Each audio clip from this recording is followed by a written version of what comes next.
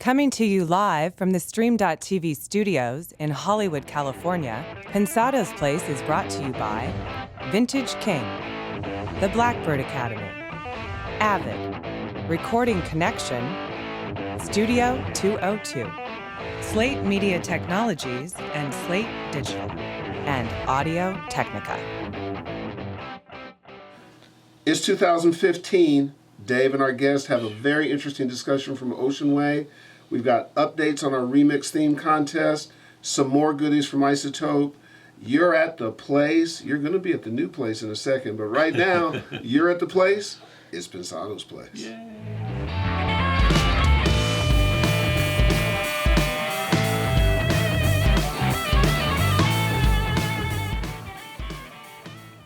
I can't believe the new year is here, although I can believe it's here because the old year took a long time to get over.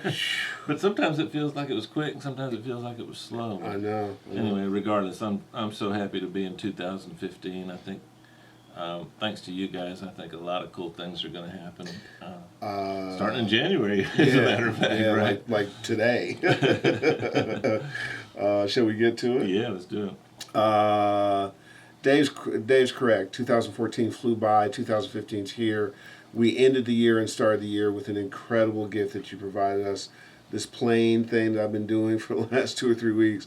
That boy touched down. We passed 100,000 subscribers. My email and text messages went nuts. Chongor called. Will called. Thank you so much. That's a big deal for all of us, not just us here, but you guys too, because now we can continue to do certain kinds of things and justify that. So we can't thank you enough. And let's keep it up. Why stop? We don't know stop here at Pensado's Place, so we keep going. The incredible sponsors that we have: Vintage King, Blackbird, Audio Technica, Avid, Recording Connection, Studio 202, all ready to have a really big year. Speaking of those very same sponsors, just to give you a sense of what kind of people they are, Audio Technica, Gobbler, G-Tech, Avid, Isotope, and the Blackbird Academy, with one phone call, aggressively supported the Kukarel Foundation. What you're seeing on screen now is Kook giving us a shout out on Instagram for helping them out. And I gotta tell you, yes, we made the call from Pensado's Place, but those sponsors stepped up, and now some kids who never had a shot now will have a shot to have careers, record, and learn, and that's an amazing gift to be able to give to people. So, Kook, it's a pleasure for us to help. We admire what you're doing, yes. And we keep on rolling. And Dave, shoot, let's help a few others gain some stuff. I'm ready. We have got several winners from our Isotope campaign. The winners are, first one, Byron Marias. He wins the RX-4. Whoa! Congratulations, Byron. This, Byron. This is one of my favorites. So you hear the man. Be sure and abuse it. It just loves being slapped around. So you can do all kinds of cool stuff with this. Go for it. We have another winner, Dan Grapko. Dan, congratulations. You get Trash 2. The middle child that never gets any attention, Trash 2, is one of my favorites. It's kind of underutilized. I love that. It's like even I forget about it, and I love it. Yeah. You know it, but check this one out. You're gonna love it. All right, Dan. We all use it a lot. And we got another winner. Oh yes. The Mr. Josh Mitchell, and he wins Nectar 2. Whoa. Which is something I use every day. I like to parallel into it with vocals. The reverb on this is spectacular. They spent a lot of time making this thing sound like an EMT, and they did a great job. I use this every day. Wow. Even when I'm not in the studio, I use it. Do you really? Oh, yeah. That's very cool. So congratulations to you all. Our Isotope friends are just incredible. We've got one more week of this very cool campaign. Somebody is going to win Stutter Edit. I use that a lot too. Do you really? Yeah. So for one more week, make sure you get your emails in. Go to pensadosplace.tv/isotope for the last week of the campaign. Have had a ton of submissions and very good stuff. Thanks, Isotope. Thanks, Isotope. And now to our remix theme. We are taping this. Today is Wednesday, January 7th. Is that the date? And we were supposed to announce by 5 o'clock Eastern time, I think. We asked Indaba this morning if we could push that to Monday. They graciously acceded because we're coming back from vacation. Dave had the flu. So what we want to do is take our time and really listen and get it right. Include our buddy Leo Saramonga from Spain, who's the other judge, the originator of the theme. From Brazil. So allow us to get to Monday, and then we'll make the announcement, get some prizes out to you guys, and get this hot theme. Monday, January 12th, the big winners of the Pensado's Place theme contest. Last but not least, the granddaddy is around the corner, and it's called NAM. This big old muscular thing. 20 years of acting school, and that's what I get. That's the best I got, man. That's why they gave me the money back. James Robeson on that, man. Old man NAM. Sorry. How does this amplify the concept? It's a black thing. It's a black thing. The struggle. Good try, but no, that ain't black thing. It's not? No. Okay, I'm trying to sell it. Some kind of WWE Freddie Blassie. Probably. Probably.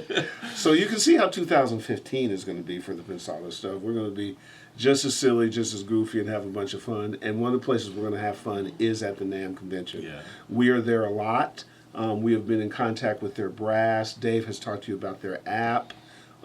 As big as this convention is, you can customize it for your own usage while you're there. We would advise you do that.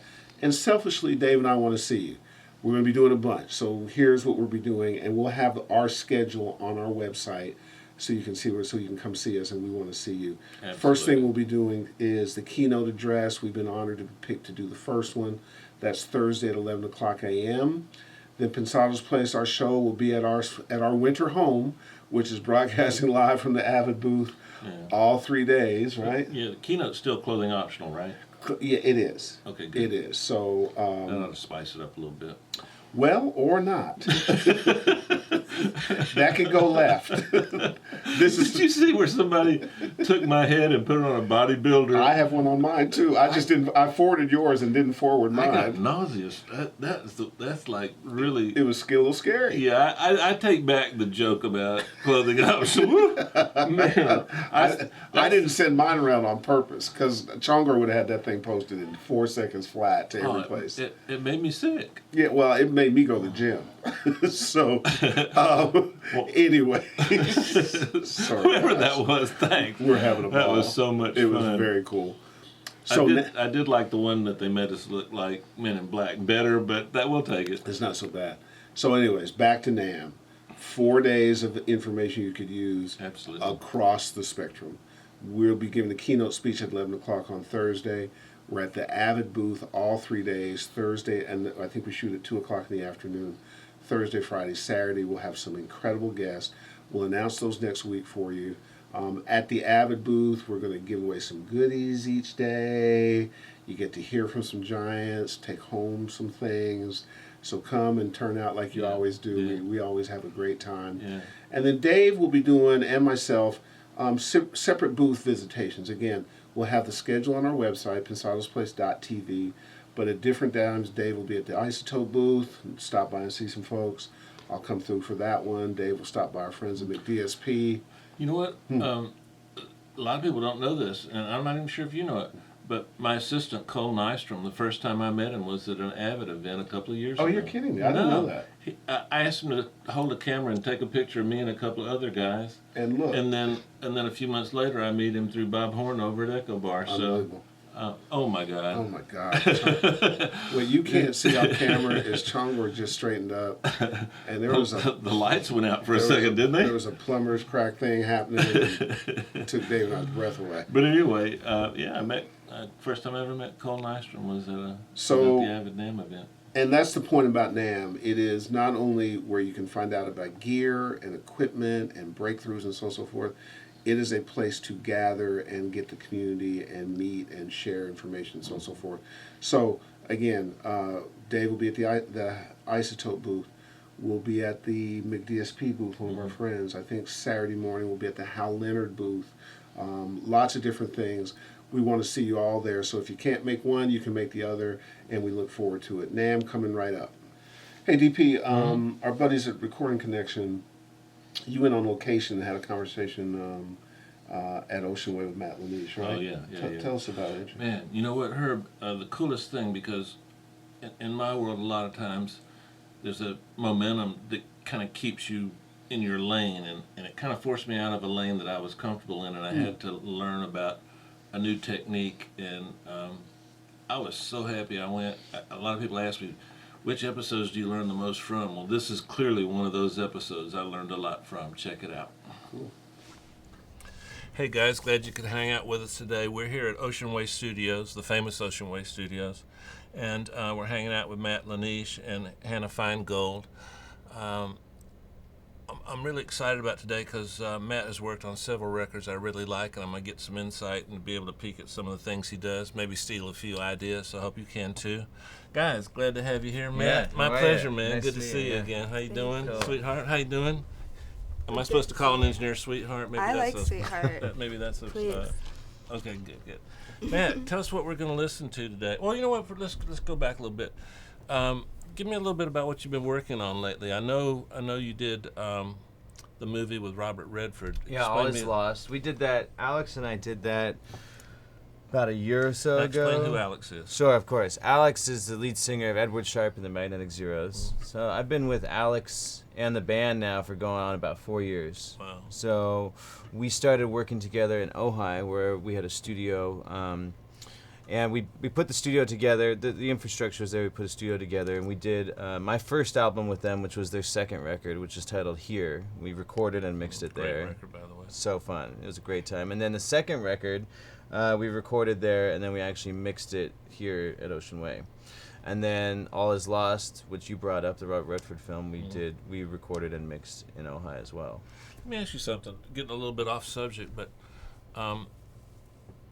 in terms of working with an artist that you have such a close relationship with on a personal level, how does that affect and enhance or detract from your responsibilities as a producer and an engineer? Does it make it easier to implement certain decisions, or more difficult? Well, I think it makes it easier. I think that the relationship, for instance, that I have with Alex is a very unique one, where we've been spending so much time working together and getting to know each other that our interaction in the studio is seamless, and to the point where if either of us have opinions about things, we're probably the other person's already on the same page. Gotcha. And a very immense amount of mutual respect going on. And so I think that is a relationship that, it's not a relationship I have with any other artist, and something I value tremendously.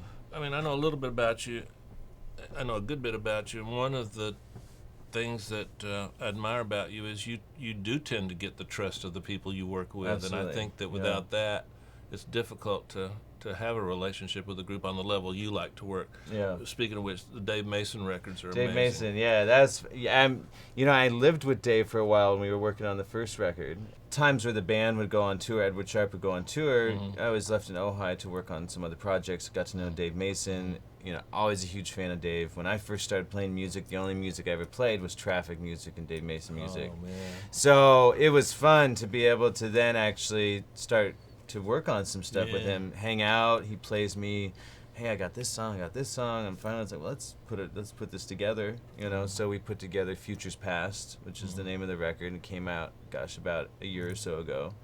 And I just got back from Ojai a couple days ago, looking at his next record, which is going to be another fun record. So it's fun to be able to work with some old school guys, people that I grew up listening to and respecting, and then working with current artists and being able to kind of bring all that together.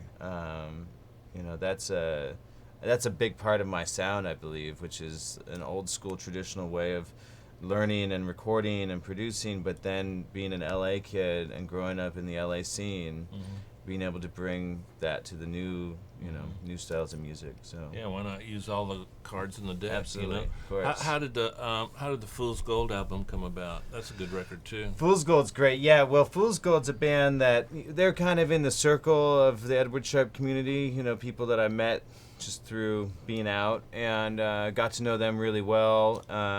And when I first moved here to Oceanway, into my studio here at Oceanway, that was the first project I dove into. Now they had tracked it all analog, and I mixed it here, but I think that a lot of what they wanted was to put together a record that had a lot of sonic qualities and a lot of space to it. And in many, actually, we sat and we listened to a lot of Bob Marley and reggae records before I dove into mixing it. So when I approached it, I tried to approach it from kind of a concept of keeping the space in the room and everything that they were doing, and so that's a great record. In fact, we just released a single last week called "I'm in Love." Oh, cool. Yeah.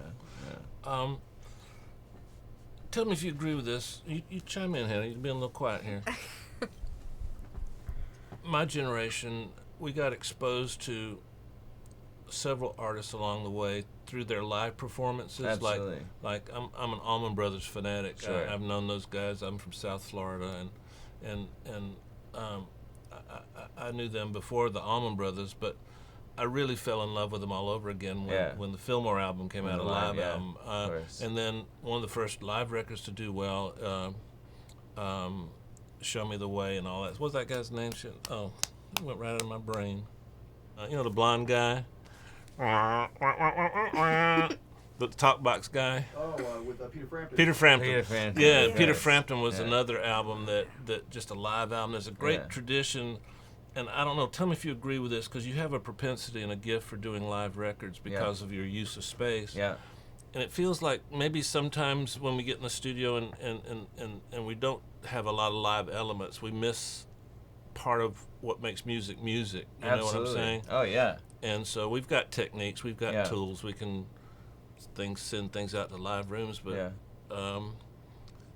do you feel a sense of excitement about this record because it really shows the band? You mean the live Edward Sharpe record? Yeah. Oh, yeah. Well, you know, the live Edward Sharpe record is incredible. I can't wait for people to hear it because they are a live band. Yeah. Right? Their excitement, That's the way music should be heard. Absolutely. And yeah, I mean, you know, even most of the records I do start with a live performance. I very rarely use a click and all that. It's always a live performance and we build off it. But this is interesting because these are actual live performances on stage. I spent a lot of time going through the last 6-7 years of Edward Sharpe performances and finding some of the best performances and then comparing notes with Alex and, you know, and so it's really exciting, and it's what's fun too about it is that the performance is there, and we're picking them based on the performance. And you know, this is when I got to know Hannah. Really, is when she came in to start working with me, and I had this project I'm working on, and you know, trying to figure out the best route to take on mixing all this, and you know, I think it's an exciting thing, and that's part of my whole approach with this album was to maintain the excitement. And you know, the experience that an audience member might have in the crowd actually seeing the show go on, I want to have that same excitement when someone's in the room listening to it, and it's not a visual experience, it's an auditory experience, you know. Hannah, let me ask you a question. You've got a degree in audio from, I forgot where. The University of Denver. Okay. And that's a great school, so you've got a degree. You should just go out and start working. What was the thought process behind? I know he's a handsome man. I mean, but what was the thought process behind going this route? In other words, getting with Recording Connection and finding someone that you wanted to learn from and making that decision, as opposed to just beating the floor trying to get an internship. Well, to be honest, you know, be honest. I graduated, and the day after I drove out here, and you know, not knowing anyone, not knowing the industry, just kind of took a chance and realized after 3 or 4 months of not getting an internship or anything because I didn't know anyone, I found Recording Connection, and I was like, this is really cool. They set me up one-on-one. It's not even an internship. I actually get to do stuff and be hands-on. Did you pick Matt, or did they pick Matt for you? How does that process work? Well, I actually met Matt earlier, and kind of then just got him into the program, and How did you find me? That's how I did it. When I was in a slump, I researched all the engineers and producers. How could you be in a slump? I just couldn't find a job. It was like, Did you have a job before that? I did. I had an internship. That's not a job. Okay, it was work. That was about it.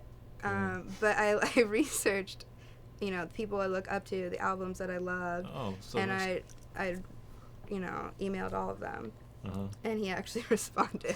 Wow. Like, no one else, like, maybe a few people responded, but Uh-huh. it was good timing because he was like, I'm coming to Hollywood, and, you know, would you want to help me set up Wire my studio? I was like, yes. Yeah, I was moving everything from Yes, Ojai. I do. I needed as much help as I could. I was like, Yeah. So you got excited about wiring a studio. oh, yeah. Oh, my Man. God. I was so excited. You want to work for me? Yes. You want coal? Trade. Nah, I can't I get rid don't of know. coal. Coal's my guy. It sounds like you're pretty ambitious, aggressive. I mean, that's scary. I know, because Yeah. I was older than you quite by decades and decades, but I did the same sort of thing. I came out here with no money and didn't really know anyone, and it's frightening. It is, but It worked out good, huh? Yeah. Let me ask you a question, and then I'd like to see you working with Matt a little bit. But you've seen Matt work with records that were and heard his records and are familiar with his records that were done in the studio environment. What did you learn about this live record, which I think is going to be a huge record? What's the difference between the songs when they were recorded in the studio and recorded live that's a learning experience for you that opened your eyes up to something? Sure. Definitely, again, coming back to Lenny's use of space. I remember... What did you call him? Oh. That's my alter. Everyone calls me Lenny. Lenny. Yeah. Sorry. All Matt. right, Lenny. Yeah. Lenny. You know, his use of space, because, you know, Edward Sharpe is made of many, many musicians, and I would just observe him mix, and, you know, he would solo, let's say, like a piano, and it would sound not that great, but then when he put it in the mix, it was perfect. And how he did that was using the bleed from other mics on stage, whereas in a recording studio session, usually everything is isolated and it's clean, and it makes it easier to put everyone in their space. And I thought... Let me ask you a question. What has Lenny taught you about what space means? Like if like a cat just starting out in audio and they hear Matt talk about space and you talk about space, they might not understand what that word means to us that do this for a living.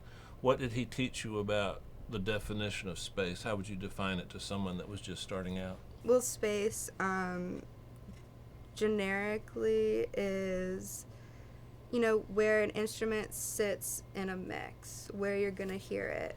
And what I learned is Lenny creates those spaces for the individual instrument with EQ, you know, carving out certain frequencies so that in the mix they do pop out. And that's why sometimes soloed, the piano may not sound like a normal piano, but in the mix it just blows my mind. It just sounds so good. Was that eye-opening for you? Oh yeah, most definitely. Yeah. I think sometimes in my world I get confused about audio, and I try to create a metaphor in my mind that would kind of help me understand audio, and it wouldn't make any sense to just eat a clove of garlic, but yet inside the spaghetti sauce it's the greatest thing ever, right? Oh, yeah. Is that kind of what you're saying? Exactly. Only I said it a little better? You said it way better. You really think I did? Yeah, Oh, that was thank you. good. So we did some tracking in this room for her, Yeah. and we're mixing it. And This room is amazing. you know, with Recording Connection, she's taking the tracks that we work on here and going home and working on them, and then bringing them to me, and then we go through the mixes together. And I think our last session really was taking her mixes and making them reach further than the speakers. And it was another one of my whole things, like let's hear the negative space, let's hear the error that's going on, and let's create an environment so that the listener is within the song rather than it listening to the song, which is a big part in how I work. What do you think, Dave? Well, man, I love it. I'm sitting here trying to absorb all this. I'm envious, Matt, that I don't always get to work on live stuff. In fact, I rarely do, and I'm intentionally mentioning Al Schmidt in the same paragraph with you as a compliment to you, because recently hanging out with him a little more and hanging out with you today, I'm learning that a lot of times when you have a musical source, instead of thinking of it as 20 different mics, think of it as one source. Absolutely. And where the source is coming from isn't as important as its contribution to the whole. To the whole. Exactly. Remember how when we first started engineering, we always were enamored and like amazed that John Bonham would just use 2 mics on all those drums. Yeah. But yet, when we first started engineering, we throw that out the window because we don't want to use 2 mics. We want to use 100 mics and use everything in the room. Sure. And push every button on the console. Sure, of course. What I'm impressed, and tell me about your opinion, Hannah, is your sense of economy and the importance you place on the song and guiding you how to best attack it from an engineering and production perspective. Yeah, absolutely. Matt has used the word space quite a bit. Would you say that that's something you'll carry with you the rest of your career, that you've learned from him that you didn't know before you came here? Oh, most definitely. That was actually something that I struggled with. In what way? Carving out, like I said earlier, like the EQ and, getting the sound past the speakers, as Lenny said, just to get that full sound. It's almost like an experience. It's not just listening. When you soloed the piano, everything in my engineering being was making me want to reach for the EQ. How did Matt teach you to trust the information that those mics are giving you and think of them in terms of the bigger whole? Observing him do that, because he would solo and I'd do the same thing and I'd be like, oh my god. I guess patience, hear it and be like, it's okay, because like in the mix it's gonna sound good. And he has this ability to hear the frequencies of every individual instrument and where they need to go and how together it's gonna sound really good. He kind of just like the individual soloed instrument, no matter how weird it sounds, doesn't seem to like bother him. So he's got a gift for hearing. He's got a gift for hearing what it can be, not what it is. Completely. And the recent stuff that under his tutelage you're working on now, how far along are you with those concepts in this current thing you're working on? Have you seen growth in your abilities? Yeah, definitely. Even with using the different plugins that I'm not used to using, but that I've seen him use. I'm very proud of my current project. It's definitely going to be one of my best. So when Matt works, he's utilizing automation and levels to either manipulate the space around an instrument or to manipulate various elements that those tracks are contributing. Is that a more advanced concept that you think you're mastering with his help? Yes. From school and other places that I've learned, no one seemed to use automation quite like Matt does.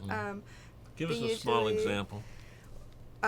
Usually they would just say, just compress it, just put a compressor on it and that will just be fine. But with Matt, he'll get into detail. It's almost like artwork. It's really cool, and the coolest thing about it is that it actually provides most of the energy in the song, and I can really feel it. Instead of just throwing on a compressor, it's so much better. From your perspective and from your close proximity to Matt, would you say that sometimes engineers get so focused on engineering we sometimes forget that it's the song that's the important thing? Because Matt's known for being a song guy, and all his techniques are to enhance the song in terms of the listener. That's hard to learn in a formal 30 people per class environment, isn't it? Definitely. I mean, I'm guilty of doing that sometimes too. Well, I am too. I've been doing this a long time. Too into it. It's definitely helpful to be one-on-one because I can write down all my questions as it's going and know that I'm going to get all the answers at the end of his As you progress into your career, you'll start noticing that you do things, like sometimes I do things not because they need to, it's just fun for me to do. Oh, yeah. All the time. Definitely, like with panning and different, like, everything. You know what? Matt mentioned LCR. Is that something that you found different than what you were taught in school? Not that your school is bad, but what I'm saying is there's different ways to approach different things. Was that something you were familiar with, or something that you were surprised at how well it worked? Because he's not a purist with the LCR. He's cognizant of it. Honestly, I don't think like they even like touched on it as much in school. You know, in school it was more just like the bare basics. So it's been really helpful to go way beyond that and learn from Matt. Gotcha. Well, Matt, thanks for sharing this with us, man. I know you got a million things to do, and we see that you're in the middle of finishing up a record, and I appreciate you taking time with us. And, Absolutely. Thank you for coming and talking. Oh, my pleasure, my pleasure. This, as you know, the room we're in has many ghosts and many memories. God, and so much history. Many of the lingering electrons from JJP, who's a favorite of all of ours, you know. And the history of this place has got to be bearing down on your new shoulders, right? Your new young engineering shoulders. It's amazing. Is that as much of a advantage to being here as working with Matt? Well, it's not the same thing, but in a way, knowing that there's a history that you've got to uphold, and you're standing on many shoulders of many giants. That's right. Before you, it's a responsibility, isn't it? It is, but you know, it's always not say a bad fun. thing. It's like, a great fun. thing. Yeah, It's great. It's definitely fun. Yeah. Well, I like the fact that Matt has given you not just how to do things, but why. I think the why is the hardest thing to learn. The how is, for me personally, that never was that difficult. But knowing when and how to apply certain things, that's taste, and it's hard to get taste without being around people that have it. Exactly. Yeah, I usually will ask why most of the time. He'll like tell me Sometimes like I what just he's make doing. it up because I don't know why either. My man. Yeah. It just But I sounds good. better give her an in school, answer. did they? I do that with Cole all the time. I'll make up a good answer Matt, right now. from your perspective, give me your opinion of Hannah. Has she been a good student? Has it been rewarding in both directions? Well, yeah, because Hannah, you know, in order to make it in the music industry, whether it's as a musician, as an engineer, as a producer, you have to work hard. You have to be hungry. You have to, you know, you can't. It's a daily thing that you have to always be working on. And you know, I think that for Hannah works hard. And if you're gonna hang out and work with me, or intern or whatever it is, you know, I work every day. You know, I don't really half the time know what day it is or what time it is, and you have to be willing, you know.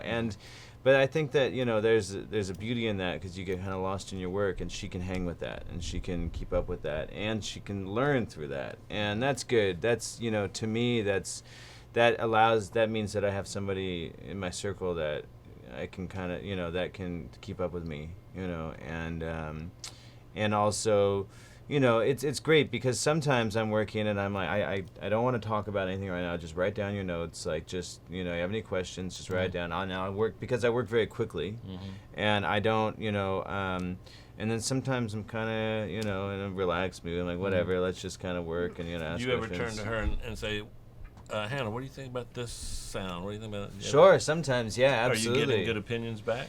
Yeah, Be honest. most of the time. You know, there's moments where I think a lot of my work that I do, I don't necessarily. My objective is not necessarily, I'm gonna make this sound really good. It's another creative step in the process. Gotcha. And it's always another creative step in the process for me. And sometimes you get to a point where you're like, well, creatively, both these things are cool. You know, you know, as we all know in mixing and all that, you go down a certain road, you go down that road, and if you have to backtrack, you're going to backtrack, you know. So it's like, well, which road do I want to go down? Sometimes I find myself checking in with Hannah, see which road I should go down right now, because like both of them I think are kind of cool, you know. Because when I mix, I mean actually, and engineering too. When I record my own stuff, I'm always, from the minute I put up a microphone, I'm thinking about how it's gonna be mixed. Right. You know, that's why I always, anything I work on, if I record it, I am pretty much gonna mix it. You know, result. Yeah, and you know It's times maybe where I've recorded and those tracks have gone on to other mixers, like my heart goes out to them because they'd probably be like, what the heck's going on? But I know how the minute I put up a mic, I know how I want it. And that's what I'm trying to show Hannah, especially with this new project that we started recording here for her. It's like the minute you put up a mic, you want to be thinking about how it's going to be mixed. But when I mix, it's all going at, I've got all tracks going at once. And I will solo sometimes just to make sure it's coming through right, Right. But when I mix and EQ and compress, it's very much with everything playing and putting the puzzle together. And that's why if you go down certain roads, it's like I've gone down a road where I've in the last 10 minutes touched the kick drum, the bass, the organ, the piano, and the vocals. And so it's that's kind of how I get scatterbrained and work. Well, cool. Listen, I really thank you for hanging out with us today and sharing some of your experiences. But I think it's been inspirational to not just the people starting their careers, but those of us that have been doing it for a while. You're going to be an asset to our profession. So. Thank you so much. And man, cool. What a pleasure hanging out with you. Absolutely. I now understand your records a little better than I did before, and I'm even a bigger fan now. Cool. I can't wait to hear the finished product on this, guys. Check out Recording Connection. I'm not telling you that for any other reason than I think it's a great way to pick up skills and to further your career in music, whether you're starting out, whether you're have a bit of education like Hannah does. I think it's just a wonderful experience to hang out with cats like Matt and learn from the guys that are in the trenches and doing it every day. You can't get that experience any other way, at least not easily. Like Hannah was saying, she tried to get some jobs somewhere. It's tough out there nowadays, and this is not the only way to learn, but it's one of my favorite ways to learn. Okay? All right. Partner, you just do a really good job on those location shoots. I just hang around and ask questions. No, that's the early days. It's changed a little bit. So, guys, hope you enjoyed that. We got some good stuff coming to you shortly. Backstage tour of the Grammys, all kinds of some location shoots with Carson Daly. Good stuff coming up. We're going to be aggressive in 2015. Our new studio's getting ready. A couple more weeks of this kind of stuff. We are excited. We're back. It's 2015. Get to NAMM. And we'll see you next week.